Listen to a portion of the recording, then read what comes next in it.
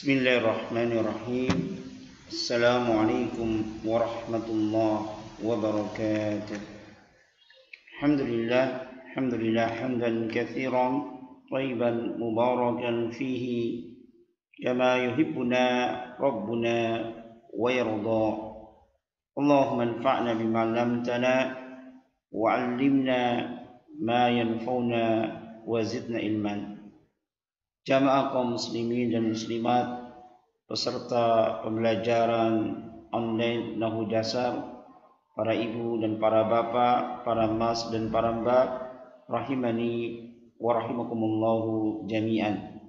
Tentunya selalu kita tidak lupa untuk saling mengingatkan di awal-awal pertemuan kita, berdoa kepada Allah Subhanahu wa taala dengan seluruh nama-namanya yang husna dan sifat-sifatnya yang ulia. Semoga Allah Ta'ala memberikan kita taufik untuk dapat mengikhlaskan setiap amalan-amalan ibadah yang kita lakukan, baik di awal kita beribadah, baik di pertengahan maupun di akhir. Dan kita berdoa pula kepada Allah Ta'ala agar kita diberikan keistiqomahan di dalam beribadah kepada Allah Subhanahu wa taala. Di antaranya adalah di dalam menuntut ilmu syar'i. Semoga Allah berikan kita keistiqomahan di dalam mempelajari salah satu cabang dari cabang-cabang bahasa Arab, yaitu mempelajari ilmu nahwu, dan semoga Allah taala memudahkan bagi kita untuk dapat memahaminya. Baik para ibu, para bapak, para mas, para mbak, jamaah sekalian, rahimani wa rahimakumullahu jami'an. Kita lanjutkan pembahasan kita. Pada pertemuan yang telah lalu, kita sudah menjelaskan tentang hakikat dari isim dan hakikat dari fi'il. Sedikit kita mengulang pembahasan tentang al-fi'lu, bahwasanya mengenal atau mengetahui fi'il ini dapat ditempuh dengan dua cara. Yang pertama adalah mengetahui akan makna dari fi'il. Apa itu fi'il? Fi'il adalah kalimat yang menunjukkan atas suatu makna dan dia terkait dengan zaman. Beda dengan isim. Kalau isim adalah al-kalimah, kata yang menunjukkan atas suatu makna tapi tidak terkait dengan waktu. Adapun fi'il, dia terkait dengan waktu. Maksudnya terkait dengan waktu itu apa? Itu fi'il ini terkait dengan kata kerja atau dengan suatu perbuatan. Contoh misalnya dicontohkan di dalam kitab kita ini, kataba yaktubu uktub. Kataba yaktubu uktub. Kataba artinya telah menulis. Pekerjaan menulis telah dilakukan. Yaktubu artinya sedang atau akan menulis. Pekerjaan menulis menunjukkan sedang atau akan dikerjakan. Uktub perintah untuk melakukan suatu pekerjaan, menulislah. Begitu pula dengan contoh yang di bawah. Qara'a yaqra'u iqra'. Jalasa yajlisu ijlis. Ya, qara'a telah membaca, yaqra'u sedang atau akan membaca, iqra' bacalah, jalasa sedang telah duduk, yajlisu sedang atau akan duduk, ijlis duduklah. Ini pengertian dari fi'il. Yang intinya fi'il itu menunjukkan kata kerja atau suatu perbuatan, baik kata kerja atau perbuatan tersebut telah dilakukan, sedang atau dilakukan, atau perintah untuk melakukannya. Baik, ini pengertian dari fi'il. Timbul suatu muskilah, timbul suatu pertanyaan. Bagaimana kalau ada suatu kata tapi kita nggak tahu artinya? Ini artinya apa? Menunjukkan waktu atau tidak? Menunjukkan suatu pekerjaan atau tidak? Maka untuk mengetahuinya, salah satu untuk mengetahui kita dapat menentukan ini adalah isim, ini adalah fi'il, dan yang kita bahas di sini adalah masalah fi'il, adalah melihat tanda-tanda fi'il. Kalau isim dengan melihat tanda-tanda isim. Tapi yang jadi perhatian buat kita di sini, yang harus kita catat ya dengan tinta merah, tanda yang ada pada isim ini adalah tanda yang khusus, yang tidak mungkin ada pada fiil. Dan sebaliknya, tanda pada fiil ini khusus bagi fiil yang tidak ada pada isim. Jadi perhatikan, ya. Jadi tanda-tanda isim yang kita sebutkan pada pertemuan yang telah lalu itu adalah khusus bagi apa? Bagi isim. Adapun tanda-tanda fiil yang kita sudah jelaskan pada pertemuan yang telah lalu dan sekarang kita sedikit merojaah, ini adalah tanda-tanda yang khusus bagi fiil. Fiil dapat diketahui dengan melihat tanda-tandanya.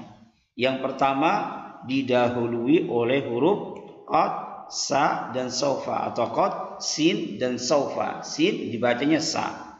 Qad aflaha, qad ta'lamu, sayarji'u, saufa ta'lamun. Ya, yang berwarna hitam, aflaha, ta'lamu, yarji'u, ta'lamuna, ini semuanya adalah fiil. Jadi al-kalimah yang berwarna hitam adalah semuanya adalah fiil. Kenapa? Karena didahului oleh huruf qad atau sin atau saufa. Qad aflaha, aflaha sungguh telah beruntung. Qad ta'lamu, terkadang engkau mengetahuinya. Sayarji'u, dia akan kembali. Saufa ta'lamun, kelak engkau akan mengetahuinya. Baik, jika kita ditanya mengapa contoh-contoh di atas seperti aflaha sampai yanjahu itu dikatakan fiil, maka jawabnya mudah, karena ya didahului oleh qad, sin dan saufa. Sahlun insyaallah taala, ya mudah. Baik, yang kedua adalah diakhiri oleh tak tanis sakinah, tak yang disukun. Huruf ta yang dia disukun, yang bentuknya nih di akhir. Yang ana berikan warna merah, ta yang disukun, tak tanis sakinah, ta'allamat, khasirat, la'ibat, alimat, ja'at, qatalat. Ini semuanya adalah fiil. Kenapa? Karena diakhiri oleh tak tanis sakinah. Taknis ini menunjukkan pelaku dari perbuatan ini adalah perempuan. Ja'at Fatimatu. Ja'at Fatimatu. Kalau Muhammad apa? Ja'a, dibuang tak tanisnya. Apabila ada kata kerja atau fiil diakhiri oleh tak tanis sakinah, berarti menunjukkan pelaku dari kata kerja tersebut adalah muannas atau perempuan. Baik, nanti akan ada pembahasannya di jilid yang kedua. Maka jika kita ditanya mengapa contoh-contoh di atas adalah fiil, mengapa ta'allama adalah fiil, khasira adalah fiil, ja'a adalah fiil, al-jawab, jawabannya karena diakhiri oleh tak tanis sakinah. Yang C diawali oleh salah satu huruf mudhara'ah, hamzah, nun, ya dan ta, atau kita singkat dengan anita. Afhamu, nata'allamu, ya'lamu, tasma'u. Kemudian yang keempat, tidak terdapat ciri-ciri atau tanda-tanda isim. Sara, istahada. Mengapa sara dan istahada ini adalah fiil? Karena dia enggak ada ciri-ciri isim. Pada kalimat atau pada kata sara ada alif lamnya? Enggak. Ada tanwinnya di akhir? Enggak. Di kasroka? Enggak. Berarti saro adalah fiil. Kenapa? Karena tidak terdapat ciri-ciri atau tanda-tanda isim. Begitu pula dengan ijtahada. Baik. Kemarin kita ada latihan di sini. Sebutkan ciri-ciri fiil di bawah ini. Yadrusu. Baik. Yadrusu. Bang Heri. Apa yadrusu ini? Cirinya apa? Oh, cirinya nih, diawali oleh salah satu huruf mudhara'ah. Anita, hamzah, nun, ya dan ta. Nih ya, mudhara'ah. Qatafat, Apa ciri fi'il dari kalimat qatafat? Diakhiri oleh tak tanis sakinah. Sanadkhulu. Apa ciri dari sanadkhulu bahwasanya dia adalah fi'il? Nih, diawali dengan huruf sin. Sin. Ya. Sanadkhulu qad saufa. Qad saufa atau qad sin saufa. Asrabu anita. Ya. Hamzah, nun, ya dan ta. Ashrabu. Qala. Kalau qala gimana nih? Apa ciri fi'il dari qala? Cirinya tidak ada ciri-ciri isim. Apakah qala ditanwin huruf akhirnya? Adakah alif lamnya? Adakah jernya? Ataukah di kasroh? Tidak. Berarti qala adalah isim. Fi'il. Taib. Takulu. Apa itu takulu? Isim fi'il. Kalau fi'il apa alamatnya? Apa cirinya? Oh, gampang. Anita. Alif, nun, ya dan ta. Qad qamat. Fi'il. Apa cirinya? Ada dua. Diawali oleh huruf qad dan diakhiri oleh ta tanis sakinah. Sami'a karena tidak ada ciri-ciri isimnya. Ja'a karena tidak ada ciri-ciri isimnya. Nusalli diawali oleh salah satu dari huruf mudhara'ah. Baik. Ya, ini pembahasan masalah fi'il. Tapi sekarang kita bahas masalah al-harfu. Apa itu huruf? Huruf adalah kullu kalimatin laisa laha ma'nan tamun illa ma'a ghairiha. Huruf adalah setiap kata yang tidak memiliki makna yang sempurna kecuali apabila bersama dengan yang lainnya, isim atau afan. Ini salah bagi antum dan antuna yang ini maksudnya bukannya huruf tapi apa? Fi'il. Ya. Karena fi'il diralat ya. Maklum manusia tidak lepas dari kesalahan. Ya. Jadi setiap kata yang tidak memiliki makna yang sempurna kecuali apabila bersama dengan yang lainnya, isim atau fi'il. Yang namanya huruf, intinya huruf itu dia nggak bisa berdiri sendiri. Maknanya nggak akan sempurna kecuali ya setelah huruf ini datang isim atau fi'il. Dan huruf ini ada huruf yang khusus bagi isim sebagaimana di sini ya lihat. Dan huruf ada yang hanya masuk pada isim saja seperti huruf-huruf jar. Huruf-huruf jar, min, ala, an, fi, rubba dan seterusnya. Ya, ini huruf yang khusus hanya masuk pada apa?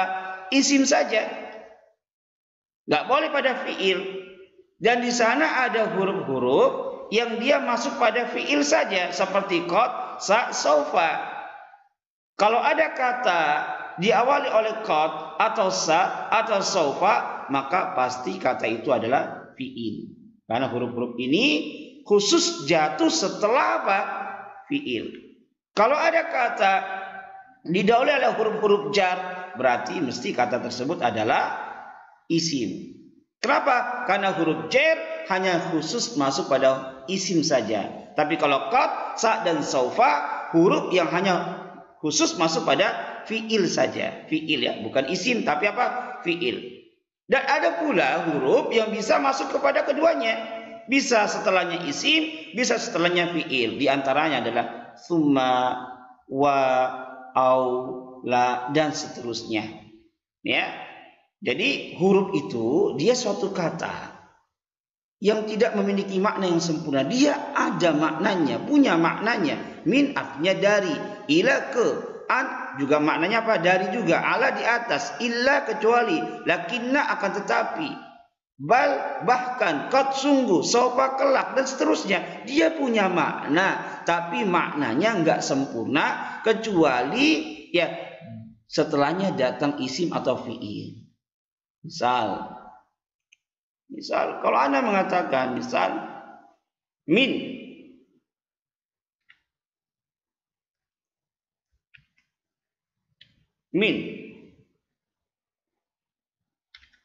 dari min aina anta, Dari, min. Orang paham nggak? Dari mana anta? Dari mana kamu? Min, dari. Apa? Dari apa?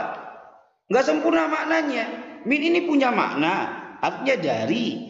Tapi dia nggak sempurna maknanya, kecuali setelahnya harus ada apa? Harus ada kata yang lain untuk menyempurnakan makna dari huruf tersebut. Karena ini huruf jar, min, berarti sesudahnya harus apa? Isim atau fi'il. Karena ini huruf jar nih, min, sesudahnya harus isim atau fi'il. Harus isim. Minas suki.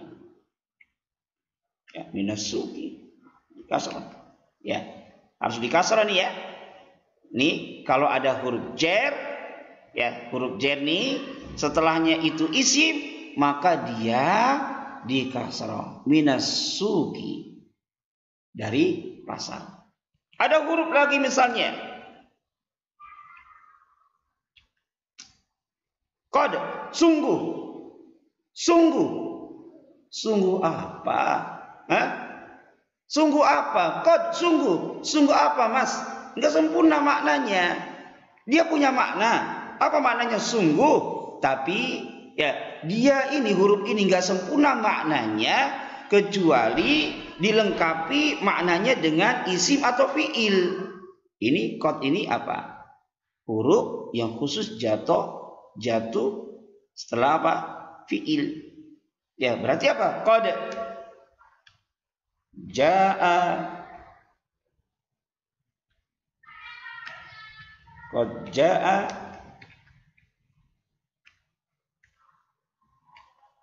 abi, sungguh telah datang bapakku. Bapakku sungguh telah datang. Itulah isim.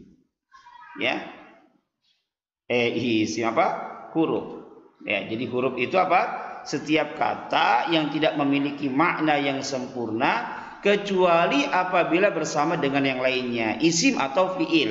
Ya, di situ tertulis apa? Isim atau huruf. Masya Allah, ini padahal sudah dikoreksi sama teman. Ya, anak minta koreksi sama teman Ustadz Larudi. Beliau teman anak di Al-Furqan dan diterima di Madinah. Makanya yang revisi yang ada di buku itu yang anak kirimkan itu dari beliau, ternyata masih ada saja yang terlewat. Ya, maksudnya adalah isim atau fiil. Baik, ini ya, dan huruf tidaklah memiliki ciri-ciri atau alamat-alamat tertentu. Tinggal dihafal saja ini macam-macam dari huruf. Ada huruf yang terdiri dari satu huruf, ada yang terdiri dari dua huruf, ada yang terdiri dari tiga huruf, ada yang terdiri dari empat. La'alla ini ada lamnya double dua ya, karena ini di tasdid dan seterusnya. Ini ya tinggal dihafal. Baik, ini ringkasannya.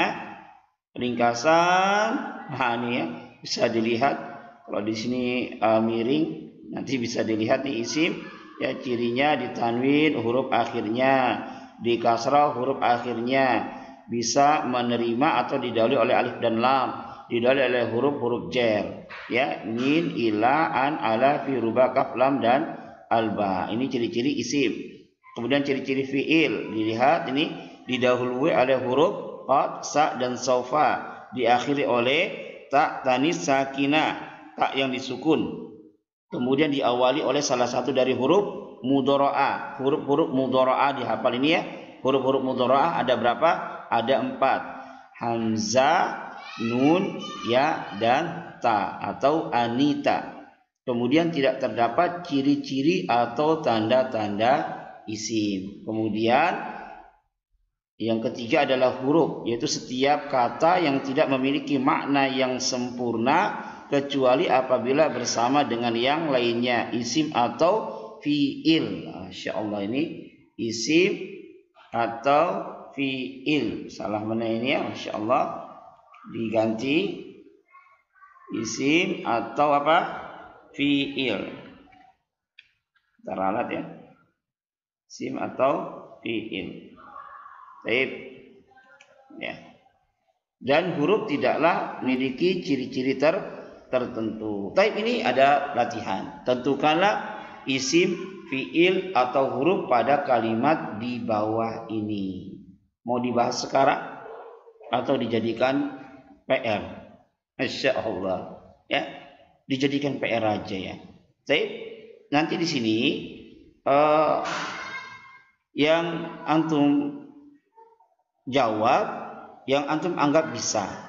Nanti di sini mungkin ada beberapa kata yang belum kita pelajari, dia isim atau fiil. Ya, jadi antum dan antuna kerjakan semampunya yang antum anggap isim dan fiil dan huruf berdasarkan apa yang telah kita pelajari. Adapun sesuatu yang mungkin kita belum pelajari, nanti ditinggalkan saja. Seperti misalnya kurrota. Kurrota, kalau ditinjau dari sisi ciri, ini kan nggak ada cirinya, isim fiil atau huruf, ya toh? Tapi kita bisa mengetahuinya sebenarnya dengan maknanya. Kurrota itu artinya apa? Bola. Kalau bola itu apa? Bola kata benda. Berarti kalau kata benda itu apa? Ya berarti dia isim. Tapi sebagainya bagaimana kalau kita kan nggak tahu artinya kurroh ini itu apa? Maka ditinggalkan dulu nggak apa-apa. Ya belakangan. Jadi yang jadi patokan nanti yal abu, at-tulabu, al-qadami, fi dan al-mal'ab. Kalau kurroh ditinggalkan terlebih dahulu, nggak usah dijawab terlebih dahulu, nggak masalah kalau memang tidak tahu artinya. Ya, kalau ini nomor 2 kelihatannya semuanya ada ciri-ciri isim dan fiil ada ya ini ya. Atlubu al-ilma fi ma'hadi Syekh Jaminur Rahman. Man haqqaqat tauhid dakhal jannah bi ghairi hisabin wal adab. Mungkin man. Ini man termasuk apa ini? Huruf, apakah isim ataukah fiil? Ya, karena kita belum belajar, nanti ada pembahasannya tersendiri. Man ini termasuk dari apa? Man termasuk dari isim. Namanya nanti isim syarat, ya. Akan datang penjelasannya insyaallah ta'ala. Artinya barang siapa menunjukkan orang. Ya toh, kalau kita lihat dari sisi makna jelas dia adalah isim. Kenapa? Karena tidak terkait dengan waktu. Yang jadi masalah kalau memang nggak tahu maknanya. Oleh karena itulah pelajaran bahasa Arab itu sangat didukung dengan menghafal mufradat. Ya, maka kalau ada waktu, jangan kalau ada waktu ya kita waktukan. Ya, kita memang harus memiliki waktu untuk menghafal mufradat. Kalau nggak ada, diada-adakan. Ya, kalau memang kita ingin bisa baca kitab, maka selain kita belajar ilmu nahu ini, mau nggak mau harus tahu maknanya, harus hafal mufradat. Percuma kalau kita tahu harokatnya tapi nggak tahu maknanya, nggak tahu artinya, percuma. Ya, maka ya kita luangkan waktu kita untuk menghafal mufradat. Baik, ini ya. Yajibu alaina al-birru al-walidain. Mungkin yang jadi muskilah nanti al-birru. Apa ini biru? Ya, biru artinya apa? Berbuat baik. Yajibu alaina, wajib atas kita ya birrul walidain. Birrul walidain nanti ini masuk ke dalam kata isim. Dia susunan mudhaf wa mudhafun ilaih. Nanti ditinggalkan saja, akan datang penjelasannya insyaallah taala. Al-Qur'anu hujjatun laka wa 'alaika, insyaallah tidak ada masalah. Qad aflahal mu'minun, insyaallah tidak ada masalah. Akbarul kabair al-sirku wa uququl walidain. Tapi perhatikan pada pertemuan yang pertama atau yang kedua kita sudah jelaskan akbar ini apa? Isim, fiil atau huruf? Oh, ini ada huruf anitanya. Yang di sini huruf anita bukan pada kalimat akbaru, hamzah di sini huruf anita bukan, huruf mudharaah bukan, yang merupakan ciri-ciri fiil bukan. Akbaru ini hamzah di sini bukan huruf mudharaah. Hamzah pada kalimat akbaru ini kalau insyaallah nanti akan datang penjelasannya, dia termasuk dari isim tafdil. Isim yang menunjukkan makna lebih dan bisa kemasukan alif dan lam. Sudah kita contohkan kemarin ya. Kita tambahkan al-akbaru, masya Allah. Ya, kita tambahkan al-akbaru juga bisa pakai alif dan lam. Ya, kemarin kita sudah contohkan toh.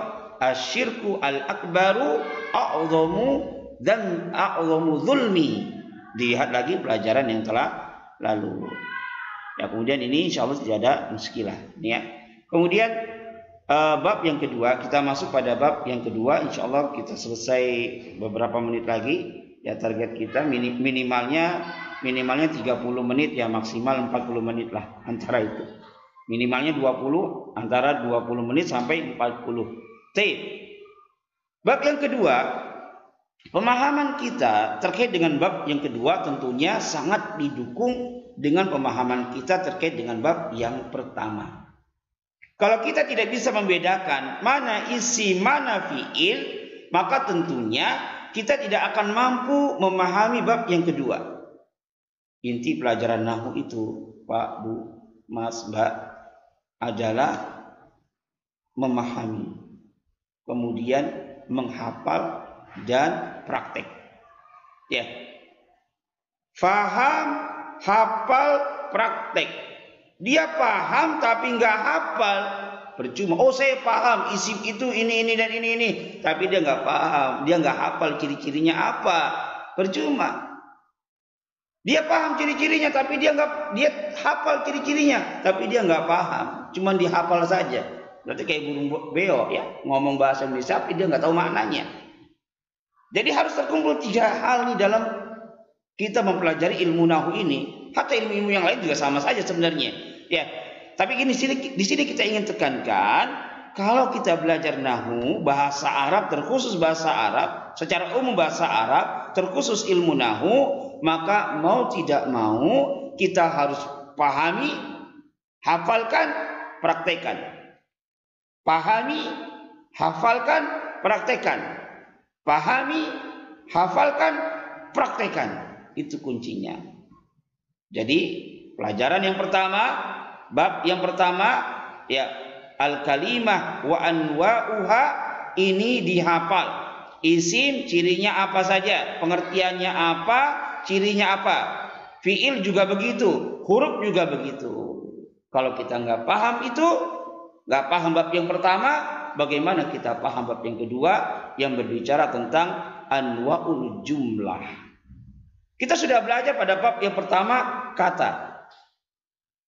Pada bab yang kedua ini anwa'ul jumlah adalah pengertian dari jumlah, setiap kalimat yang tersusun dari 2 kata yang memberikan makna yang sempurna. Jumlah adalah berarti susunan dari beberapa kata. Susunan dari beberapa kata yang membentuk suatu jumlah yang sempurna, memiliki makna yang sempurna. Kalau orang mendengar, paham, tidak ada pertanyaan.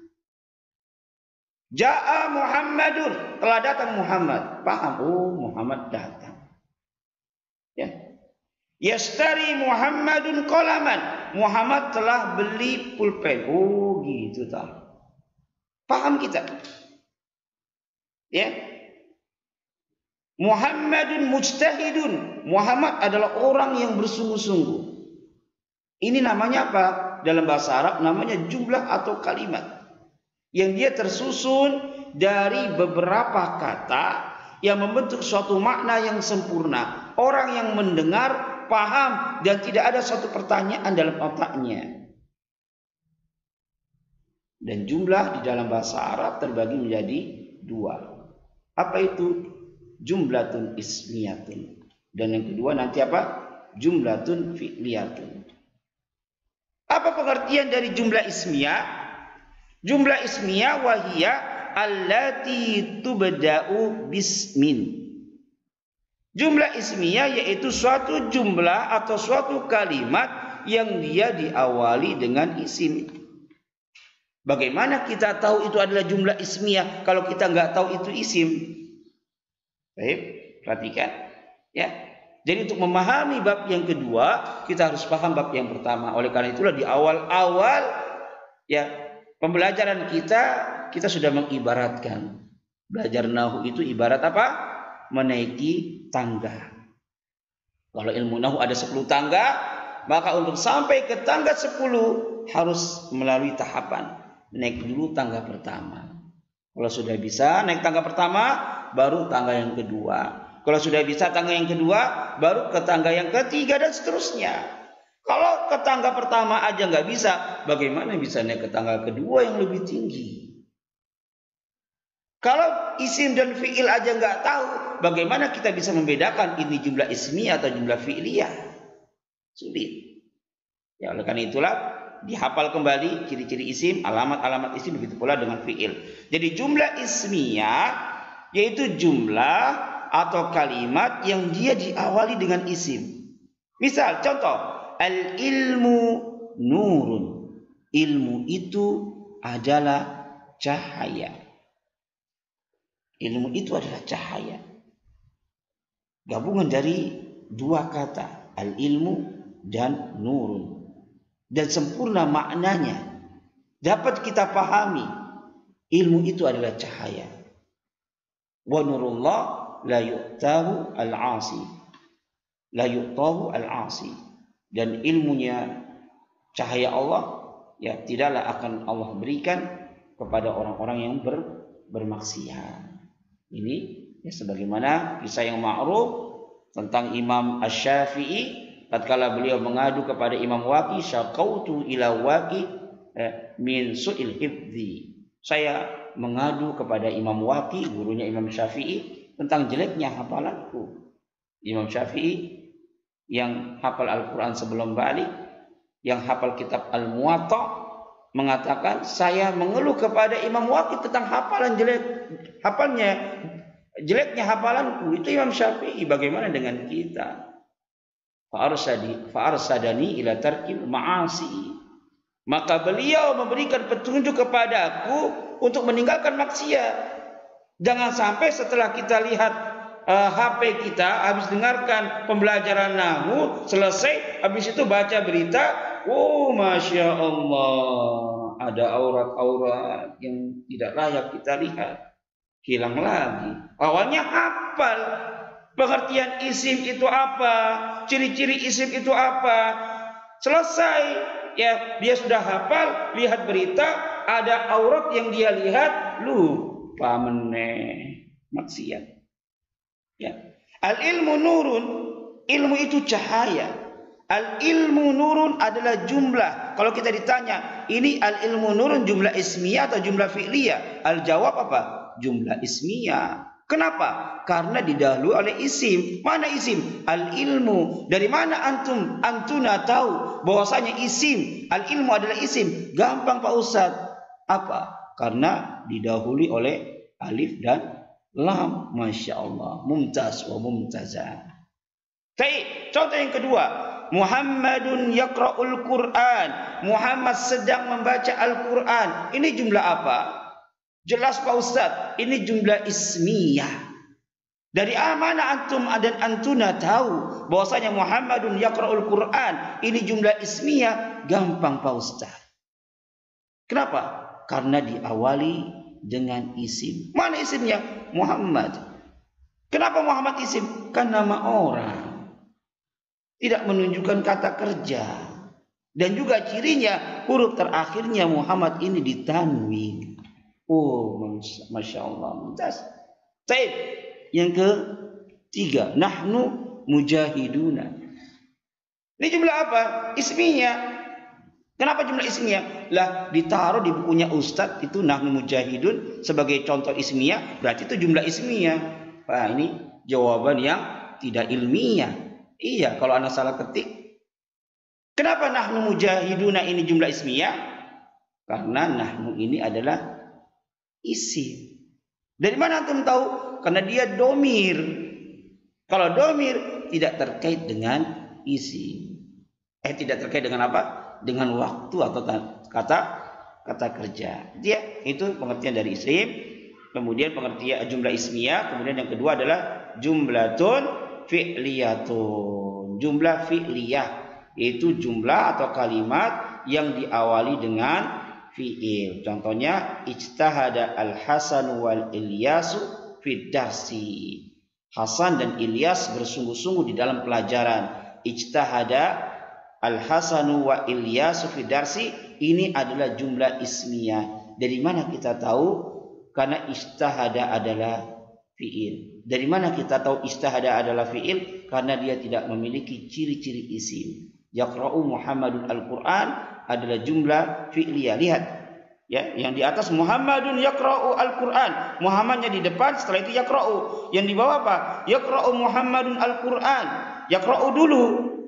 Ya, kalau Muhammadun yaqra'ul Quran namanya jumlah ismiyah, kalau yaqra'u Muhammadun al-Quran jumlah fi'liyah. Muhammadun yaqra'ul Quran jumlah ismiyah, yaqra'u Muhammadun al-Quran jumlah fi'liyah. Kenapa? Karena didahului oleh fi'il. Yaqra'u fi'il, kata kerja, diawali oleh salah satu dari huruf mudhara'ah. Anita hamzah, nun, ya dan ta. Begitu juga dengan ta'allamu al-arabiyyah fa innaha min dinikum. Baik, ya mungkin ini yang bisa Anda sampaikan. Ini pada halaman berapa di dalam kitab kita, halaman 9 tadi dijadikan PR ya, menentukan isim fi'il dan huruf.